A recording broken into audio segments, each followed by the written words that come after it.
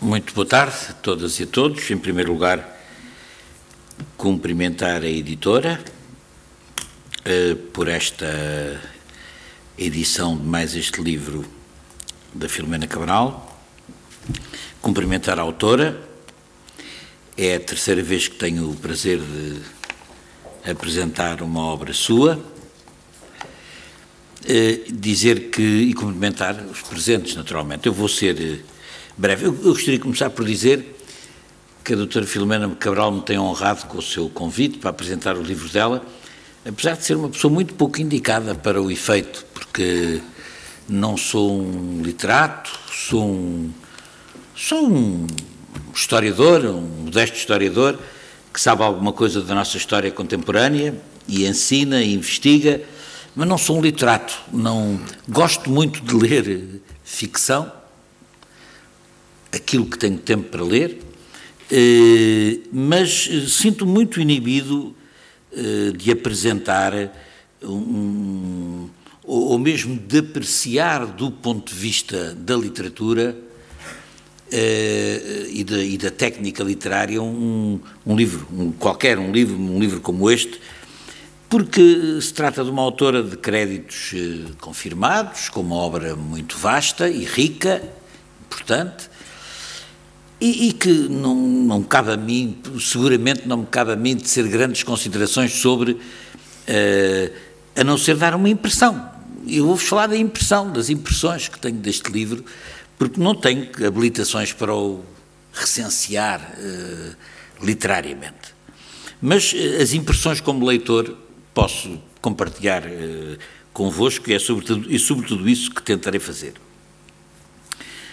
A Filomena Cabral tem uma obra vasta, e uma obra vasta e organizada, quer dizer, a sua obra divide-se por ciclos temáticos, digamos assim, o que tem muito a ver com a literatura que ela pratica. Tirando a poesia agora, ela tem uma tetralogia da ausência, por onde começou a escrever, romance, nos anos 80, uma trilogia do desvario, que se seguiu à ausência, com 3 livros, como o nome indica, uma outra trilogia da ilusão, é quase uma biografia, não é? A ausência, o desvario, a ilusão. Depois um ciclo maior, vasto, onde este livro se enquadra, com uma que a autora chamou o ciclo americano. Eu chamaria um ciclo colonial, ou um ciclo tramarino, ou um ciclo pós-colonial, não é? Com uma trilogia do mar,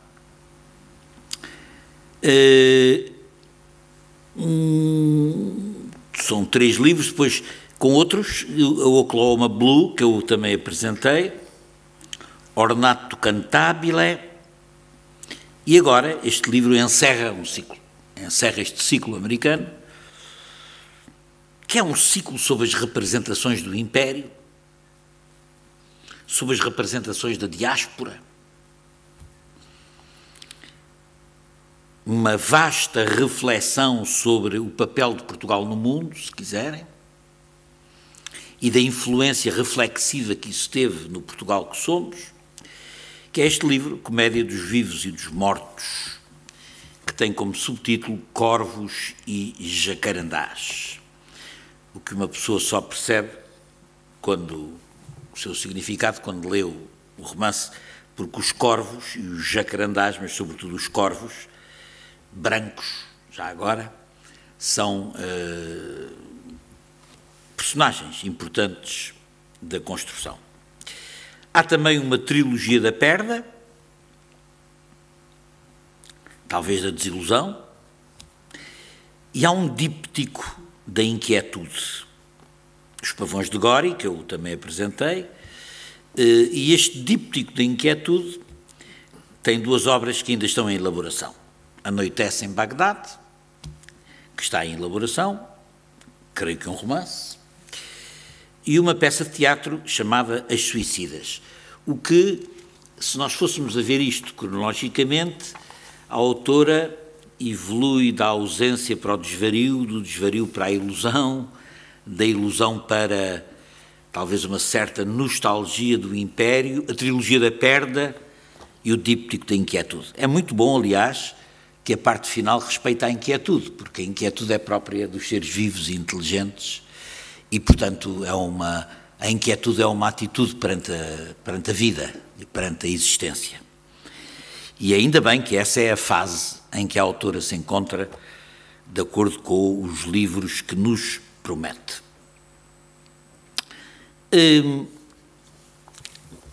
A Comédia dos Vivos e dos Mortos é daquilo que eu conheço da obra da autora, não é uma obra, é uma obra que vem dentro dessa linha. Quer dizer, a obra que eu conheço da autora, eu vou falar mais desta, que é melhor para não estar a generalizar. Este livro dificilmente se pode considerar um romance, quer dizer. O que aqui temos é um ensaio erudito sobre a decadência de Portugal. É uma obra que se enquadra dentro das inquietações finiseculares do século XIX sobre a decadência pátria na altura do ultimato e que retoma essa tradição e a reatualiza à luz do novo ultimato que nós aí temos. A nova ofensa do estrangeiro, a nova ocupação, ainda que o ultimato não tenha sido uma ocupação, pelo menos da metrópole, mas a nova ofensa vinda de fora. E, portanto, a autora serve-se como pretexto de uma linha romanesca suave, ténue, dizendo-nos, aliás, que a sua aposta não é na construção de caracteres sólidos ou de situações, é uma linha romanesca ténue, com base na qual, com o pretexto da qual, ela constrói uma reflexão aprofundada sobre essa espécie de destino trágico português que ela situa desde o terremoto e do Marquês, digamos assim, o Marquês de Pombal. Quando em Portugal se fala do Marquês, há só um, que é este, não é? Do Marquês de Pombal, 1755, e que vai passando, tem um ponto alto inicial na matança dos Távoras, que é o pretexto inicial do romanesco, ou seja, não é bem a matança dos Távoras, é a decapitação da Marquesa, Leonor de Távora, porque esse é o princípio da linha romanesca que constrói, mas como pretexto disso vai dos Távoras às invasões francesas, à Guerra Civil do século XIX, até ao fim do século, sendo que depois salta para a atualidade, 2011.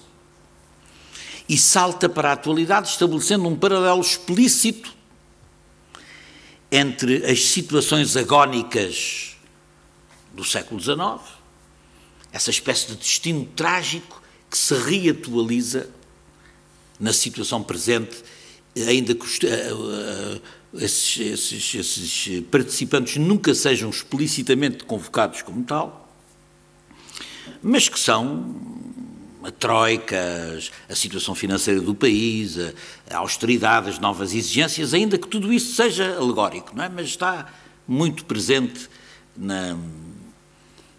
nesta construção. Digamos assim que há, portanto, uma dupla narrativa, não é? Uma narrativa romanesca, simples. A autora, se me permitem, a autora diz: recusei tingir de romanismo a vida de Joana. Joana é a filha da Leonor de Távora, que escapa à mortandade dos Távoras, vai para a França, onde atravessa, cai em França em período revolucionário, estranhamente protegida por um personagem que nunca se define muito bem, que é o Carrasco da Leonor de Távora, que é Carrasco também na Revolução Francesa, mas que a protege, de alguma maneira.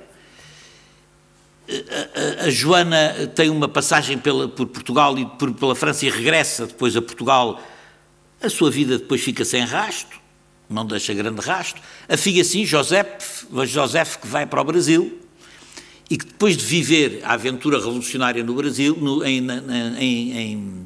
em França, de ter de alguma forma participado na aventura revolucionária da América do Norte pelo contacto que o seu círculo familiar tem com os fundadores dos Estados Unidos da América, o Jefferson, nomeadamente, vai cair no Brasil, onde ou vai chegar ou acaba de chegar, já não me lembro bem, a família real, fugida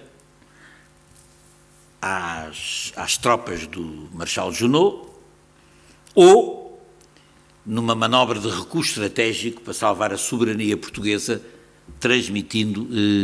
transpondo o oceano para aí se instalar a dinastia de Bragança.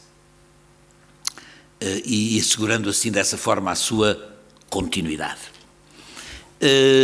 Mas é interessante porque esta figura da Joseph também não tem uma história muito densa no Brasil, quer dizer, há ali um reconhecimento da Dona Maria I num intervalo de lucidez, já numa vida de loucura, como sabem, como ela morre, mas que ela reconhece a Távora Marquesa e reconhece a Joseph como sua neta, de alguma maneira. Não que isso tenha grandes consequências, porque, diz exatamente a autora, recusei tingir de romantismo a vida de Joana. Teve uma vida quase banal. Este livro não pretende erguer protagonistas, sim traçar o esquiço de Portugal nas suas gentes, nos seus ódios e sonhos frustrados. E este está aqui o propósito do romance. Quer dizer, a trama é um pretexto para o esquiço de Portugal, direi eu agora, no seu aparente, segundo a autora, na sua aparente marcha inexorável para a decadência e para o problema. É claro, a autora, portanto, ao mesmo tempo que vai dando alguma informação narrativa, vai sobretudo apostando nessa, digamos assim, recorrendo aliás a uma metodologia paralela à dos Lusíadas, quer dizer, o Camões convoca os deuses para presidir ao destino da gesta portuguesa, a nossa autora convoca também os deuses clássicos, as benevolentes. Ainda há pouco tempo tivemos um romance espantoso sobre as benevolentes, penso que isso também a influenciou de alguma maneira, não sei. Não, as fúrias que me influenciaram foram as fúrias da Agostina, mas depois também as benevolentes. Exato. As benevolentes que vêm de alguma maneira presidir e estimular que são benevolentes. Mas onde se cruzam Nereidas e Tritões e até um sínodo dos deuses, para um sínodo que de alguma maneira traça também aqui, tal como nos Lusíadas, o destino de Portugal, mas que a autora não nos deixa bem saber qual foi a decisão do sínodo sobre Portugal, mas que já vou dizer mais alguma coisa sobre isso. Portanto, esta é uma obra, digamos que estamos perante uma obra que é um ensaio literário ou filosófico sobre a decadência.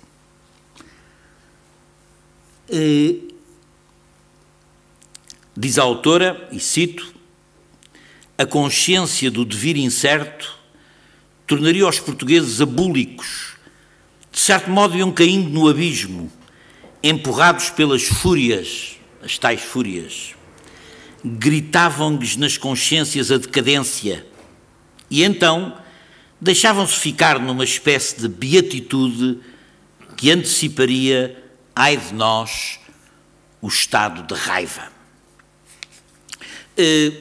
E esta caracterização psicológica do estado de espírito nacional entre a abulia e os episódicos safanões de raiva, que a autora vai caracterizando este devir português. e vai criticando nos momentos cruciais. Aliás, eu disse que começava no terremoto e minto, porque a páginas tantas ela faz recuar essa descrição trágica a Alcácer Quibir e aos combates, a essa fúria do Dom Sebastião de se mergulhar na morte, morrer sim, mas devagar, mergulhar na morte em Alcácer Quibir. Aliás, o Dom Sebastião é um personagem que agrada à nossa autora, indiscutivelmente.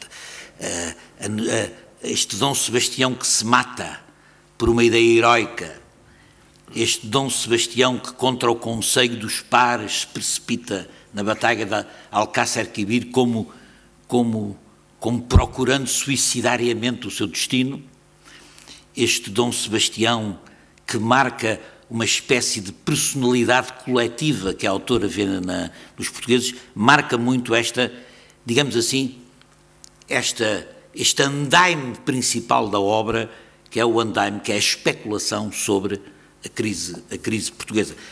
Uma especulação onde, para além de um debate sobre a natureza do ser português, se é que isso existe, eu não estou tão seguro como autora que isso exista, mas, enfim, é uma coisa que tem agradado muito, que tenha não sei se há um ser português, não é? Até porque não sei se os portugueses têm todos o mesmo ser, mas tenho alguma dificuldade de considerar que tenho o mesmo ser que o Pedro Passos Coelho, mas admito que isso possa acontecer assim.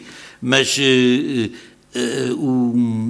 esse ser português, mas que agradava aos nossos clássicos, quer dizer, que eles tentam sempre encontrar nesse misto de abolia e raiva, nesse misto de demissão e revolta, longa demissão e uns surtos de revolta, as causas dessa capitulação.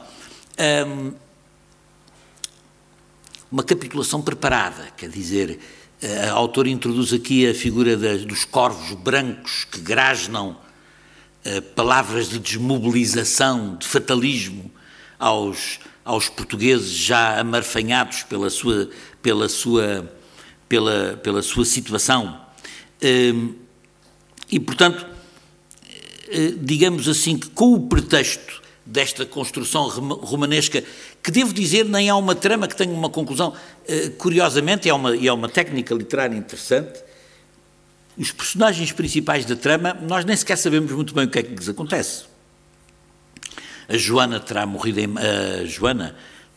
em Mafra, enfim, feliz e contente, pelo menos nenhuma tragédia aparentemente a assalta. A José regressa a certa altura a Portugal, ou pouco antes ou pouco depois da independência do Brasil. E, portanto, verifica-se que a autora o que investe, como no epílogo demonstra, é nesta tragédia portuguesa, neste ensaio sobre a decadência portuguesa. Diz ela, porque melhor que eu fala ela, através de sucessivas metamorfoses ao longo de séculos, num processo de vida das formas e de inúmeras formas de vida, nos fôramos tornando um país encantado, compelido a vigiar o lacrimário ou a derramar a clepsidra, mas sempre confiante no futuro, certamente um pouco semelhante ao passado, como se os países cultivassem traços genéticos, sucessivos avatares colados ao tempo, contra os quais nada pudéssemos nem quiséssemos. Portanto, um destino. É este ensaio sobre o destino português. Diz a autora, aliás,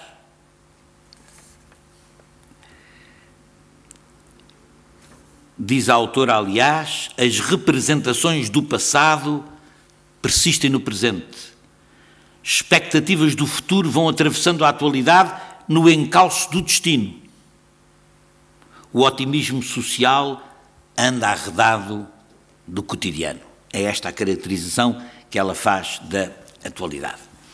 Devo dizer que dentro das especulações teóricas, das especulações intelectuais, que têm marcado este longo debate que tem um século sobre as causas da decadência portuguesa, não nos esqueçamos que, melhor que ninguém, Antero iniciou com as suas causas da decadência portuguesa este debate no último quartel do século XIX, um debate que ganha agora a atualidade, reganha a atualidade e a autora assumiu nesta obra, que é um compromisso do ensaio com o romance, nesta especulação filosófico-literária sobre a decadência.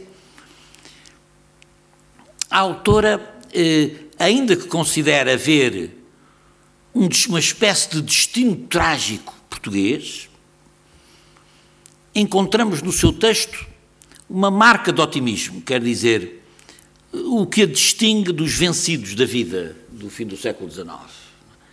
Não creio que a autora se assuma como uma vencidista. A autora encontra uma razão funda para o otimismo. E essa razão é o passado, é a história, é a memória, é a capacidade que temos ou não de atualizar esse passado como força de redenção, como força de transformação. E por isso, tantas incursões ela faz no seu trabalho sobre as relações da literatura com a memória e com a história. Algumas delas bem interessantes e estimulantes. Não direi que este livro acaba com uma visão trágica sobre o destino nacional. Acha que há um destino. Acha que há um destino, mas acha que os deuses estão, apesar de tudo, connosco. Acha que... E esses deuses estão connosco porque conhecem a história. Porque o Luís de Camões lhes contou. E porque essa história, essa memória, esse passado é o que alimenta a capacidade do otimismo, a capacidade do sonho, a capacidade da projeção no futuro. E, portanto, sendo uma comédia dos vivos e dos mortos, com os corvos a palrar nos jacarandás, com um povo abúlico e desorientado, que a certa altura já não ouve os corvos nem os vê, porque olha para baixo, porque olha para o chão. Apesar deste sinal trágico que desde Alcácer Quibir nos persegue, com altos e baixos, a autora acha que o mais importante de tudo, pareceu-me entender isso, acha que o mais importante é o que semeamos, e por isso dá uma grande importância ao Atlântico, e por isso dá uma grande importância ao Brasil, e por isso dá uma grande importância à África na sua obra, como se aí se contivesse a grande reserva da nacionalidade e da capacidade de futuro que nós temos. É uma obra a todos os títulos muito interessante, pela qual eu queria felicitar a Filomena Cabral e dizer-lhe que, como historiador, como literato, peço desculpa da minha incompetência para apresentar o seu livro, como historiador, devo dizer que colhi ensinamentos muito úteis e achei muito desafiante os juízos e a investigação que fez e, sobretudo, o muito sólido conhecimento de alguns acidentes e de algumas questões da nossa história que aqui demonstra de uma forma muito viva e muito indiscutível. Muito obrigado, portanto, pelo seu livro.